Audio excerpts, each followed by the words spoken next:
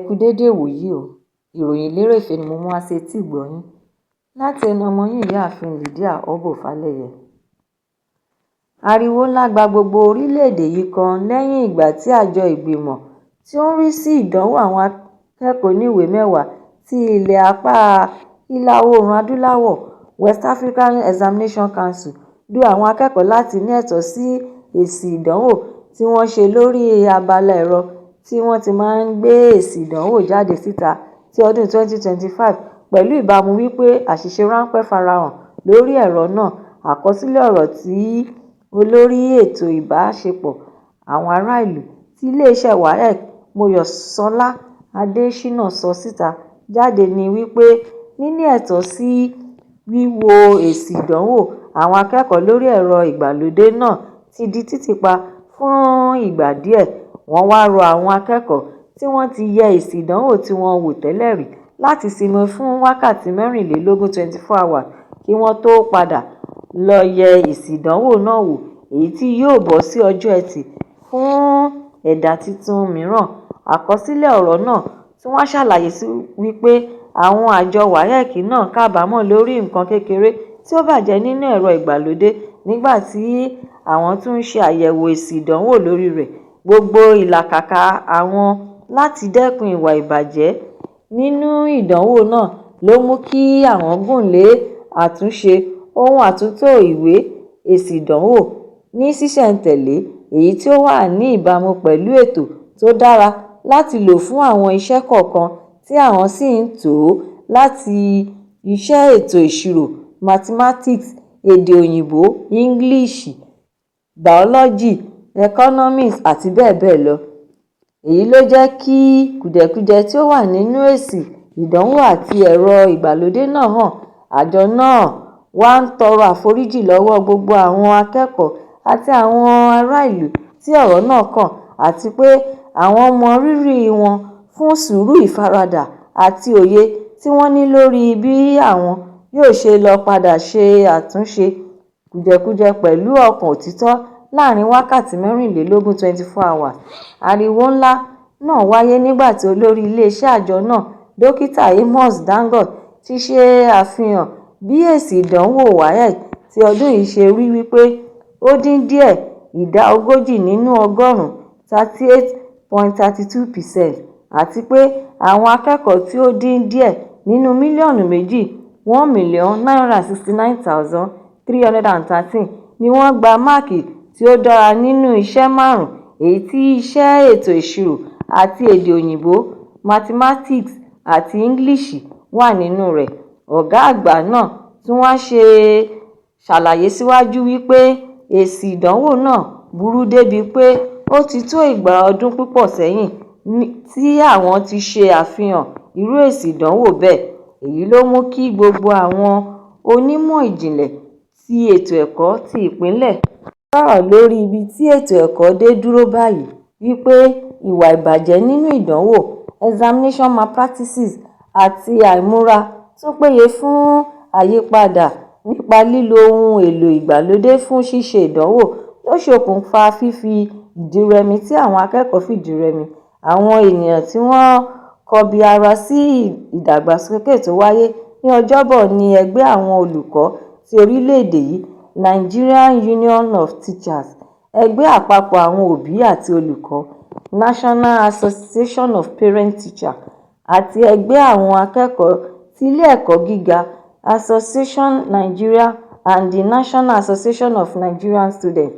Ààrẹ àpapọ̀ fún ẹgbẹ́ NAFTAN, Haruna Danjuma, wọ́n gbóríyìn fún àjọ WAEC wípé ohun tí ó dára ni fún ènìyàn tó bá ṣe àṣìṣe láti gbà pé òun ṣe àṣìṣe, kí irú ẹni bẹ́ẹ̀ sì tún tètè ṣe àtúnṣe ní kíákíá.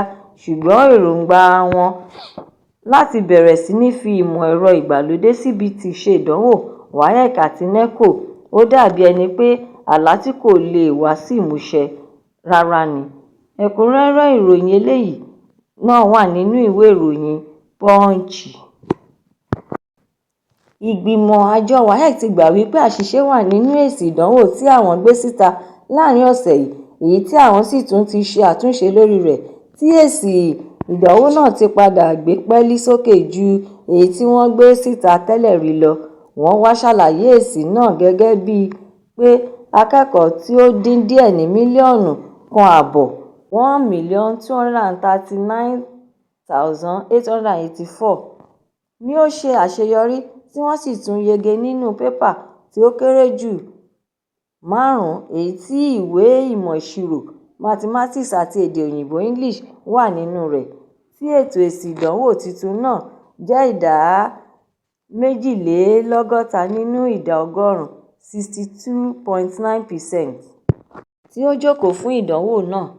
Èsì ìdánwò tuntun náà dára ju ti tẹ́lẹ̀ lọ tí ó dín díẹ̀ nínú mílíọ̀nù kan 754,545 tàbí ó dín díẹ̀ ìdá 40 nínú ìdá ọgọ́rùn-ún 38.32% ní akẹ́kọ̀ọ́ tí ó yege tí ó sì tún ní pépà iṣẹ́ 5 tí ìmọ̀ ìṣirò mathematics àti èdè òyìnbó English wà nínú èsì ìdánwò tí wọ́n kọ́kọ́ gbé jáde síta ní ìbẹ̀rẹ̀ ọ̀sẹ̀.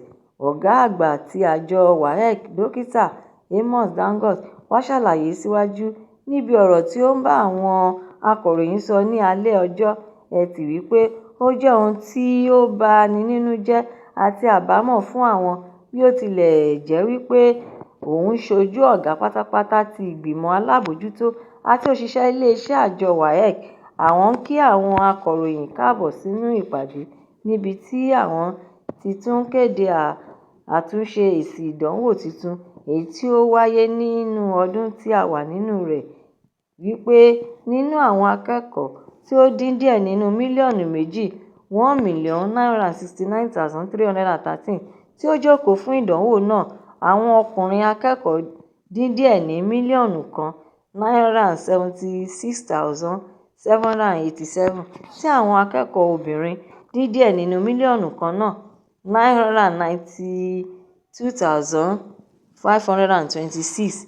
Ó tún wá tẹ̀síwájú nínú ọ̀rọ̀ rẹ̀ wípé àjọ ìgbìmọ̀ àwọn náà ṣe ìwádìí àti àyẹ̀wò ìwé ìdánwò ní ṣísẹ̀-n-tẹ̀lé ìwé ìdánwò mátímátíìsì, Íńgílíṣì, bàọ́lọ́jì àti ẹkọ́nọ́mì. Níbẹ̀ ni àwọn wá rí pé kìí ṣe ìwé nọ́mbà tí ó yẹ kí wọ́n fi tẹ ìwé ìdánwò ti èdè òyìnbó tí wọ́n ń pè ní English Language Objective Test Paper 3 ni wọ́n lò. Èyí ló ṣe okùnfà àṣìṣe tí ó wáyé nínú àwọn iṣẹ́ bíi mátímátíìsì, Íńgílíṣì àti bẹ́ẹ̀ bẹ́ẹ̀ lọ. Ṣùgbọ́n àwọn tí wọ́n lo ẹ̀rọ ìgbàlódé kò ní irú ìṣòro náà. Àwọn ti ṣe àtúnṣe lórí kùjẹkùjẹ ohun àṣìṣe náà kí gbogbo àwọn akẹ́kọ̀ọ́ lọ máa yẹ èsì ìdánwò wọn wò báyìí. Ẹ̀kúnrẹ́rẹ́ ìròyìn eléyìí náà wà nínú ìwé ìròyìn Vanguard.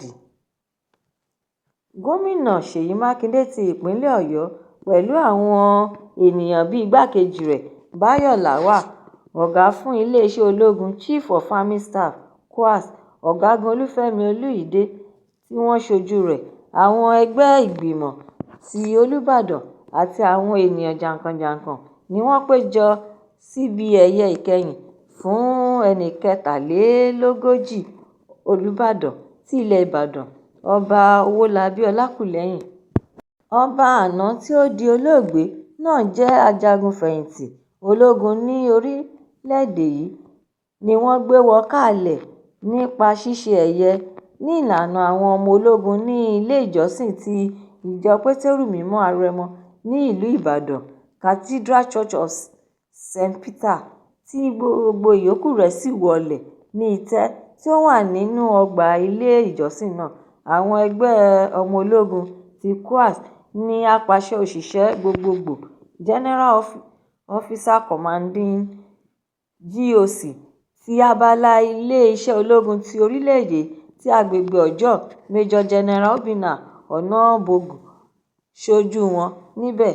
Àwọn ètò ayẹyẹ tí àwọn ológun ṣe fún ọba tí ó di olóògbé ní yínyìn ìbọn fún un àti gbígbé àsíá orílẹ̀-èdè lé ẹni tí ó tẹ̀lé ọba náà. Ètò ìsìnkú èyí tí ó wáyé fún ọ̀pọ̀lọpọ̀ ọ̀sẹ̀ ní Archbishop ti Ìbàdàn Ecclesiastical Province àti Bíṣọ̀bù ti apá àríwá Ìbàdàn ìjọ Anglican ọ̀tún ẹni ọ̀wọ̀ dókítà Williams Aládékùgbé darí rẹ̀. Nínú ìwàásù rẹ̀ ni ó ti rọ àwọn ènìyàn tí ó péjọ síbi ìsìnkú náà láti gbé ìgbé ayé tí ó ní ìtumọ̀.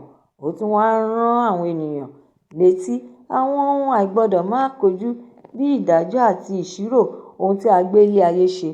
Ó tún wá fi ẹsẹ̀ Bíbélì Tẹsalóníkà kínní orí 4 ẹsẹ̀ 13 títí dé ẹsẹ̀ 14 ké ìwàásù rẹ̀ lẹ́yìn.